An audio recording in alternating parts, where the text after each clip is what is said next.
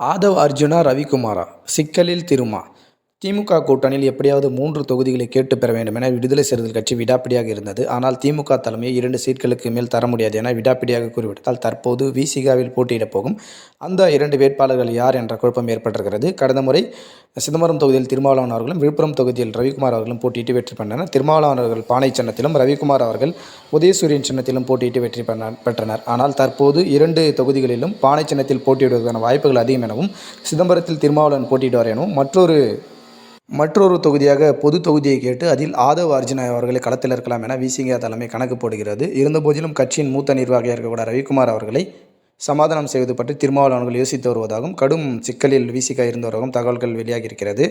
3 தொகுதிகள் கேட்டு திமுக தரப்பில் கடுமையான அழுத்தம் கொண்டு வரப்பட்ட திருமாவளவன் அவர்களுக்கு 2 தொகுதிகளுக்கு மேல் தர முடியாது என திமுக தலைமை திட்டவட்டமாக தெரிவிக்கப்பட்டதால் விசிக தொண்டர்கள் கடும் அதிருப்தியில் உள்ளதாகவும் கூறப்படுகிறது. தொடர்ந்து அரசியல் சார்ந்த காணொலிகள் தெரிந்து கொள்ள நம்முடைய சேனலை சப்ஸ்கிரைப் செய்யுமாறு கேட்டுக்கொள்கிறோம். நன்றி.